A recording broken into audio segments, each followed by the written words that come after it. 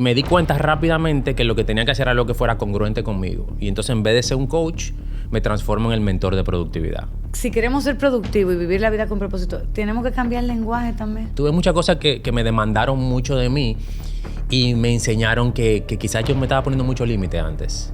Y sí, que yo podía hacer 3 veces más de lo que había sido. De esta nueva faceta tuya, ¿qué es lo que más disfrutas? Este episodio es traído a ustedes por Banco Popular. Indubeca, esto es súper especial.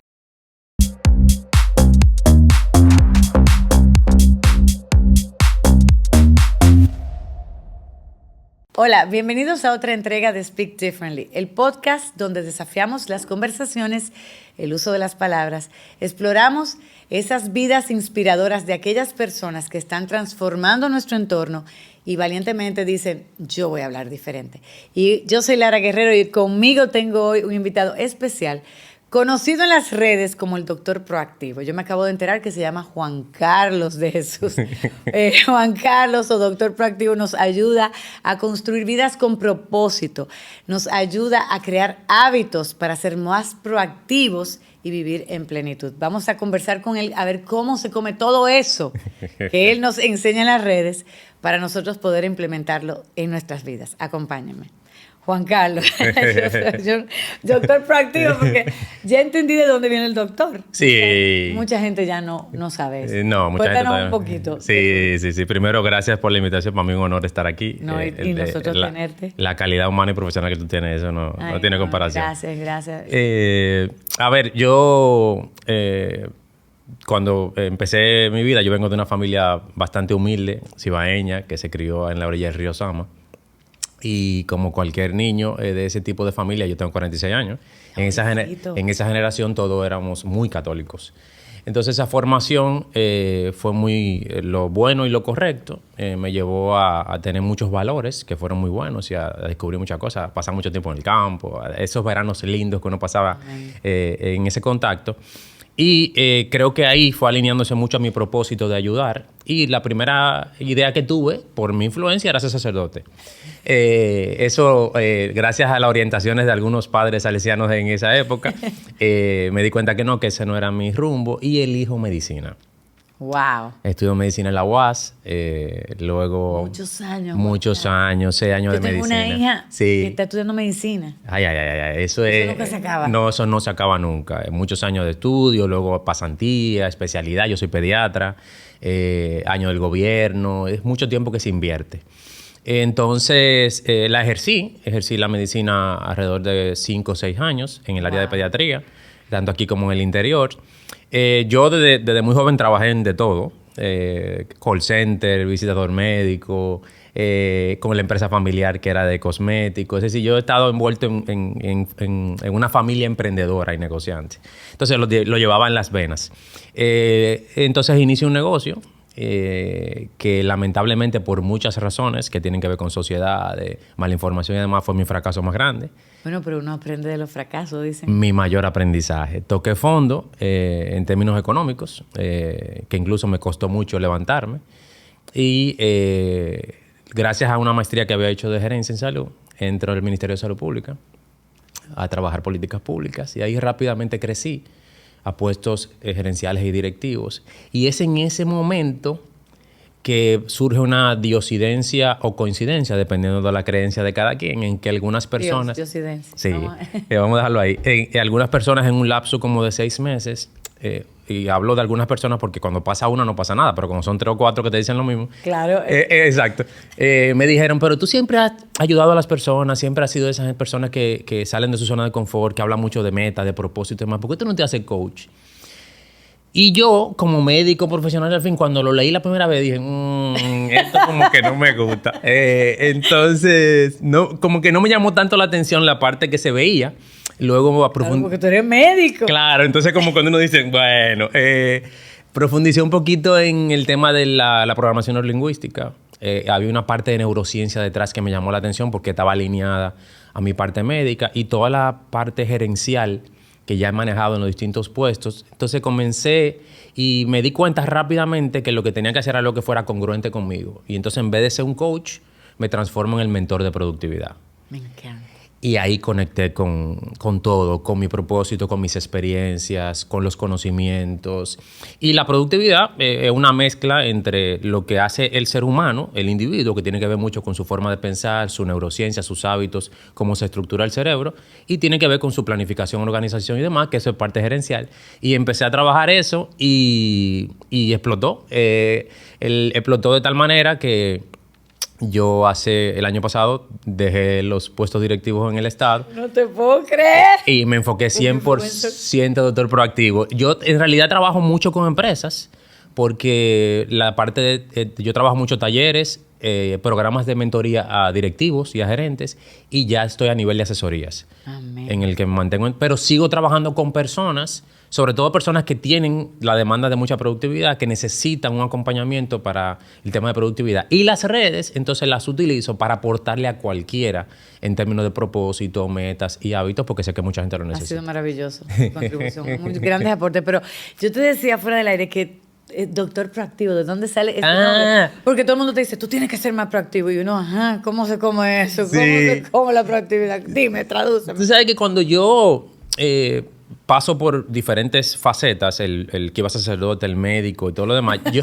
cuando yo estoy en el área del ministerio, una estrella de las políticas públicas, la doctora Altagracia Guzmán Marcelino. Ay, claro. Que me decía, tú puedes llegar muy lejos, tú tienes muchas ideas. Me refrescó mucho el tema de que yo era una persona que hacía que los demás se salieran de la zona de confort, que siempre hablaba del... O sea, que tú eras como un cheerleader. Como un impulsador. Ajá. Como, ¿y por qué siempre se ha hecho así? ¿Por qué no lo podemos hacer distinto? Siempre me salía esa zona y que era muy proactivo. Entonces yo, cuando empiezo el tema de redes sociales, de aportar, digo, pero el doctor proactivo. Está chulísimo. Y me gustó cómo me resonó y se fue así y gustó muchísimo y ya nadie me conoce por Juan Carlos. Bueno, yo me enteré. Doctor proactivo. Sí. Alguien dijo, Juan Carlos, ¿quién es el doctor proactivo? Ah, sí, el doctor proactivo. Pero dentro de, tú hablaste de todas estas facetas, porque, óyeme, en cada temporada, Sí. y tú eres un hombre de fe, Dios te ha puesto en diferentes temporadas. Hay grandes aprendizajes. ¿Cuál ha sido de todas esas temporadas que tú te has disfrutado más?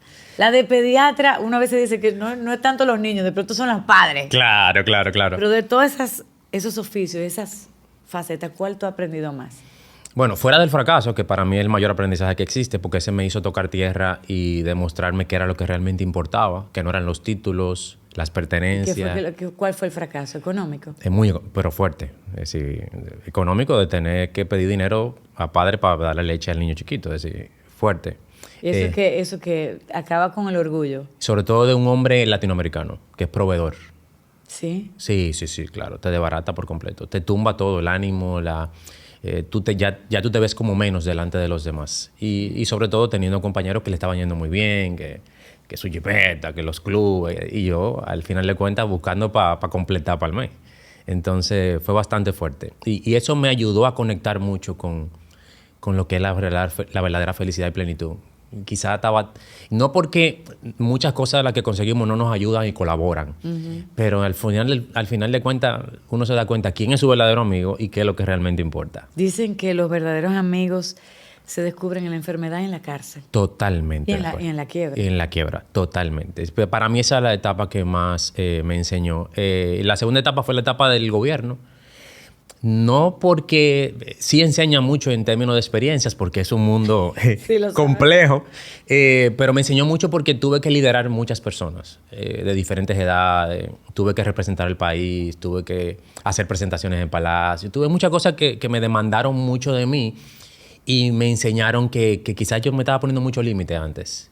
Y sí, que yo podía hacer 3 veces más de lo que había sido. Y quizás por las mismas inseguridades de la crianza y demás me limitaba mucho. Y que yo podía dar mucho, sin importar que no tuviera un título específico para eso que iba a hablar.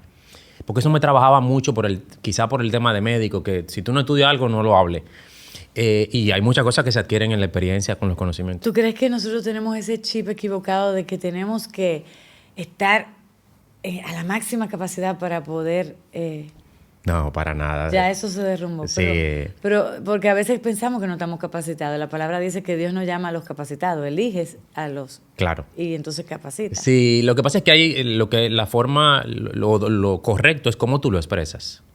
Una cosa es decir, yo soy experto en algo. Claro. Si eres experto o tienes muchos años viviéndolo, o has tenido mucho contacto, o estás preparado. Y otra cosa es decir, desde mi experiencia o mi opinión, yo entiendo.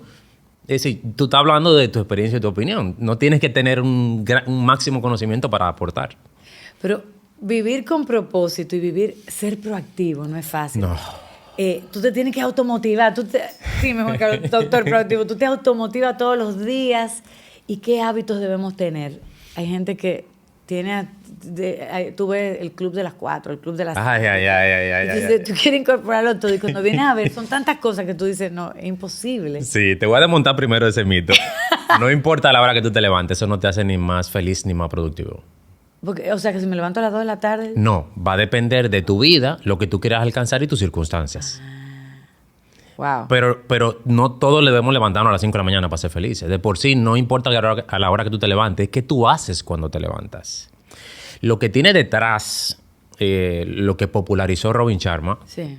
fue los hábitos que la neurociencia ha demostrado que sí impactan, como el agradecimiento, el no conectarte directo a redes, no generar ansiedad con lo que tienes que hacer, dedicar un tiempo a ti, a tu salud. Eso sí tiene un impacto, pero eso tú lo puedes hacer a las 4, a las 5, a las 8, a las 10, va a depender mucho de tu vida. O sea, que no nos podemos levantar de celular. No. Los primeros hábitos lo vamos a hablar ahora. El tema de proactividad, hay que diferenciar proactividad de productividad. ¿Cuál es la diferencia? Sí, porque tú puedes ser proactivo y no ser productivo. Y hay muchas personas proactivas en la vida y en las empresas y no están siendo productivas. Porque proactivo, que es una cualidad cuando yo actúo sin necesidad de un estímulo. Yo soy o reactivo o proactivo. Reactivo es cuando algo me estimula para yo hacerlo. Me echaron un boche y por eso hago algo. Entonces soy reactivo. Bien. Proactivo es cuando yo no necesito ese estímulo y como quiera tomo una decisión. Entonces soy proactivo. Proactivo al conversar contigo, proactivo al decirte, pero vamos a hacer un tallercito. Proactivo. Ahora, tú puedes ser proactivo a muchas cosas y no estar acercándote a un resultado que realmente tú quieres. Entonces, para hacer... O sea, que todo ese esfuerzo es en vano. En vano. Y te desgasta. Y es lo que pasa con muchas personas en el momento, porque ahora se lleva una productividad muy tóxica.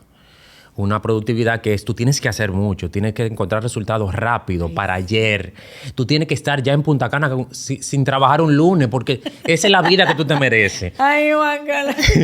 Entonces, eso está llevando a las personas que se están viendo en las redes con otro ser humano, con unas circunstancias muy distintas y que posiblemente lo que está proyectando no es su realidad. Entonces, eso está llevando al ser humano a vivir un estilo de vida que es insostenible en términos de salud física y mental. Y termina impactando otras áreas. Su cuerpo, su mente, sus relaciones personales, sus hijos. Entonces, la productividad no tiene que ver mucho con hacer mucho ni hacerlo corriendo. Simplemente dar pasos que te acerquen a un resultado que realmente quieres. Entonces, es bueno tener esa diferencia. Sí, es bueno ser proactivo, pero siempre y cuando sea hacia un resultado que te acerque, que tú desees. ¿Escucharon? No, porque es cierto. Hay mucha gente que tú lo ves y muy dinámico y aquí, pero, ¿verdad? ¿Corriendo hacia dónde? Así es. Sí, te desgasta. Y entonces, dentro de esos hábitos, siempre han hablado que los hábitos, hay tantas teorías que se construyen en 21 días. Yo vi que eran 71, que son 3 meses. ¿Cuánto tiempo toma? Mira, es un mito lo de los 21 días. Se hizo famoso por un estudio. Los estudios hay que tomarlos con pinzas. Un estudio tiene que ver mucho con la cantidad de personas, cómo se hizo, qué cualidades tienen esas personas. Lo que somos del área de ciencia sabemos que el muestreo, cómo tú lo haces. Entonces, en algún momento se demostró bajo un estudio y lo comenzaron a popularizar algunas personas que trabajaban crecimiento personal. Pero la ciencia lo que ha demostrado es que un hábito va a depender de quién tú eres y tus circunstancias y qué hábito tú quieres transformar. Entonces, por ejemplo, vamos a suponer que por pandemia tú dejaste de hacer ejercicio y tienes un tiempo sin hacer ejercicio, pero tú antes de pandemia sí lo hacías. Y no tenía que ser la más fit, pero tenía tus ciertas estructuras de hábitos de que tú haces ejercicio 2 o 3 veces a la semana. ¿Qué pasa? Ahora tú decides, yo quiero volver a tomar el hábito de hacer ejercicio.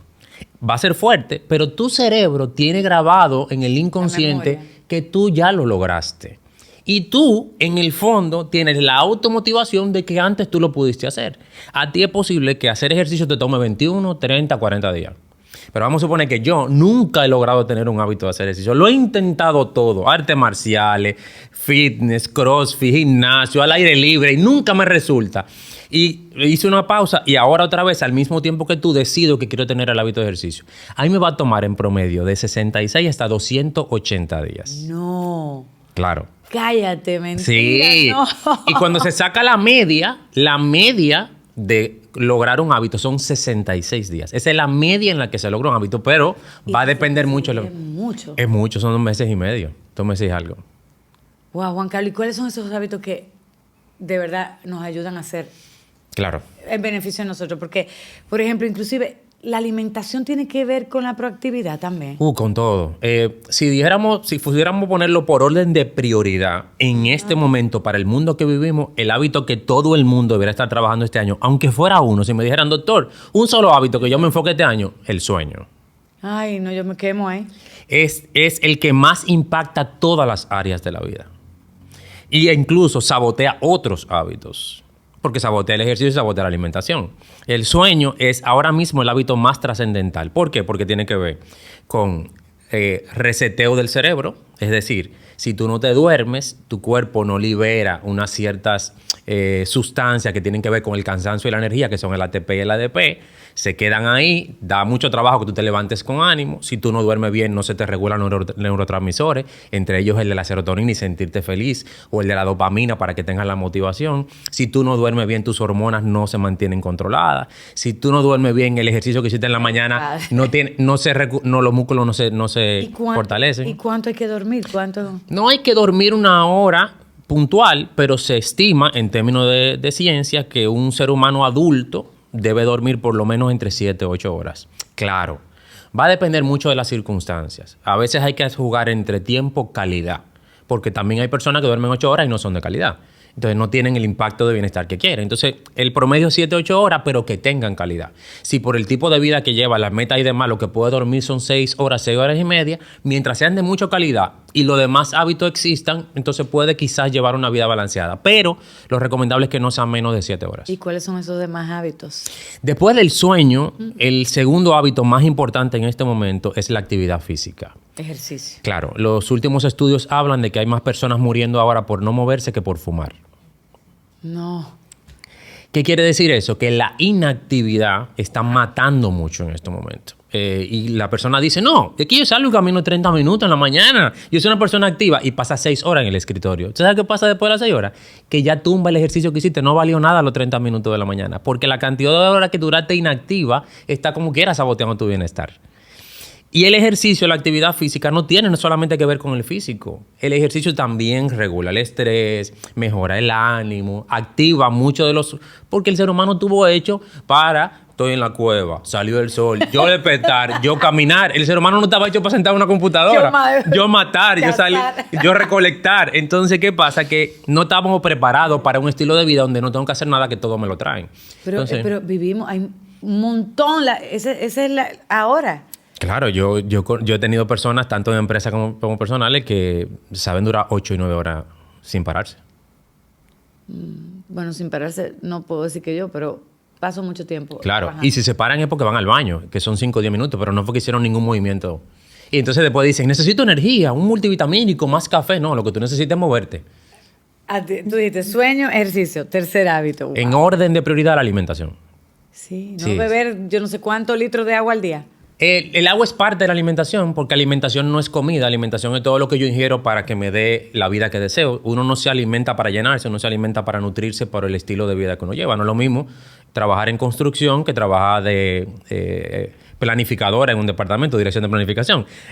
Los dos necesitan alimentación, pero necesitan nutrientes muy distintos. Entonces, Hay alimentos que motivan el cerebro, ¿verdad? claro, por ejemplo, yo por una época, por temas de que como trabajo mucho asesorando y tengo que estar analizando mucha data y también trabajo en redes sociales, por una época yo hice ayuno y trabajaba con... Famoso ayuno intermitente. Claro, pero no por rebajar, sino porque en la mañana, junto a grasa, me permitía tener activo mucho más el cerebro y tomar decisiones más importantes. En este momento, por tema de horario, ya no lo estoy haciendo y porque ya no es el norte que tengo. Entonces, uno debe alimentarse conforme a los resultados que desea. Pero sí es verdad que sí hay cosas que están demostradas que no deberíamos, y todas las sabemos.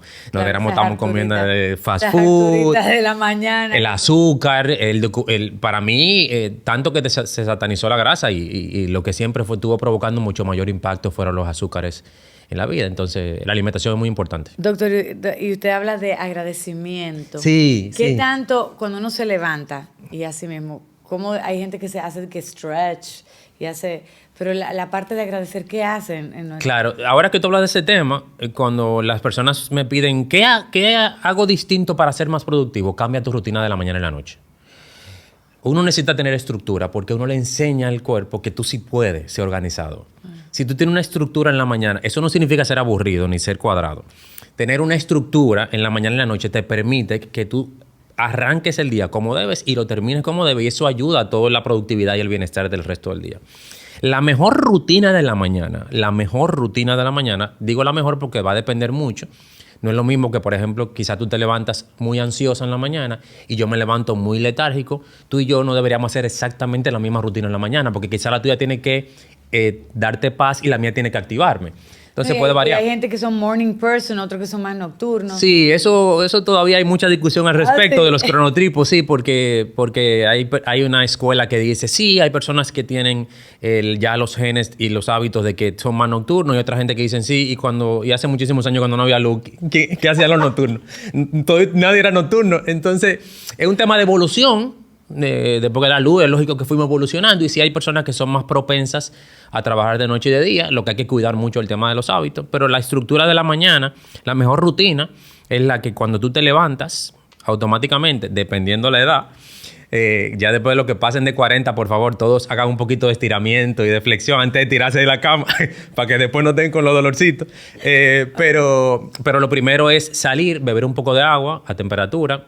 ¿Por qué el agua? No es por una rutina clásica, sino porque normalmente, si tú lo analizas, calcula la última hora en que tú ingeriste agua, que fue o con la cena o cuidado si antes, y tú calculas las horas y han pasado quizás 8, 9, hasta 10 horas sin haber ingerido líquido, y cuando te levantas te sientes cansado y la gente dice, ay, que necesito café. No, quizás lo que tú necesites es agua, estás deshidratado. Ay, me siento como desanimado. No, es deshidratado que tú estás. Ay, me duele la cabeza, es deshidratado que estás. Entonces, agua es muy importante, por lo menos un vaso, si puede ver un poquito más mejor. Y de una vez tener contacto con luz solar. Si te levantas en una hora que ya tenga luz solar, y si no, luz blanca fuerte. ¿Por qué?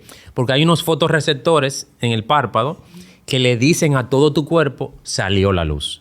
Y eso te permite que todo tu cuerpo se active y regule todas tus hormonas y neurotransmisores para tú estar en la mejor capacidad para estar despierto. Ya después de ahí, yo siempre recomiendo el agradecimiento.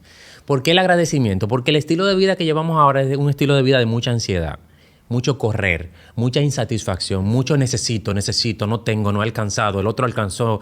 Ese estilo de vida te lleva a sentir que muchas de las cosas que tú haces no te hacen sentir feliz, cuando en el fondo sí. Lo que pasa es que no te estás dando cuenta. Entonces siempre estás viviendo por el mañana, lo que necesito. Y eso el lenguaje, la palabra de Dios dice que la boca tiene poder. Sí, mucho. Para dar vida o muerte. Si queremos ser productivos y vivir la vida con propósito, tenemos que cambiar el lenguaje también. Totalmente.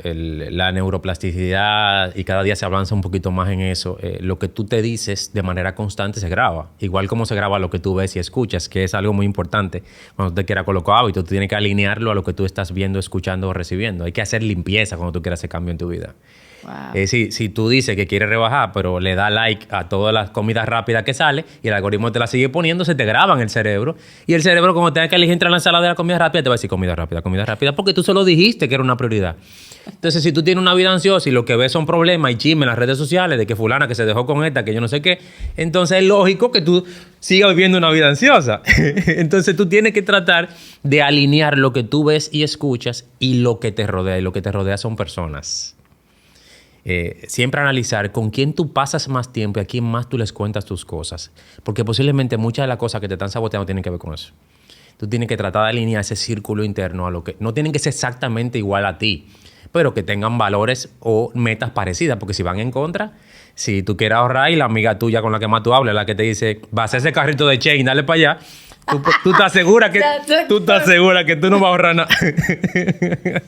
Yo sé que este es un tema, hablar con ustedes tan chévere, Juan Carlos, pero tenemos poquito tiempo. Sí. Y si yo, de este aprendizaje, este caminar, porque hace poco empezaste y ha sido muy enriquecedor y tienes, yo creo que Dios te fue capacitando en cada uno para tener todo este conocimiento y poder brindarlo.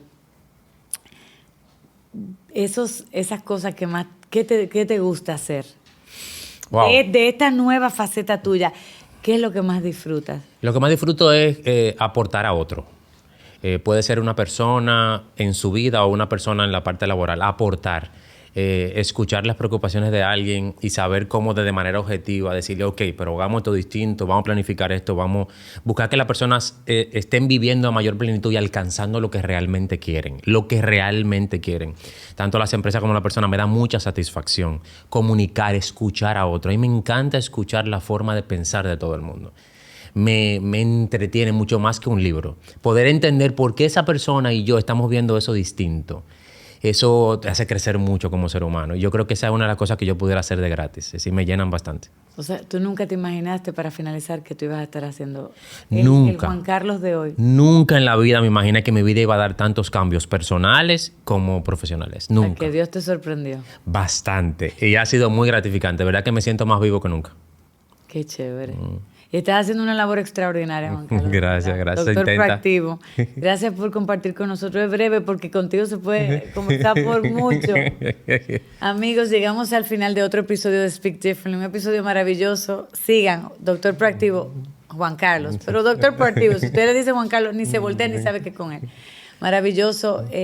Grandes lecciones. Tenemos que tratar de incorporar esos hábitos para...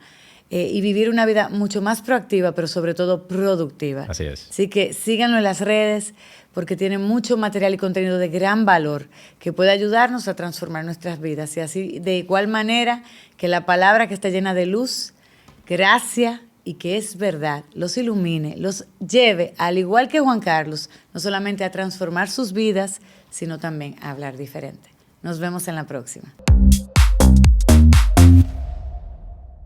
Este episodio fue traído a ustedes por Banco Popular. Indubeca, esto es súper especial.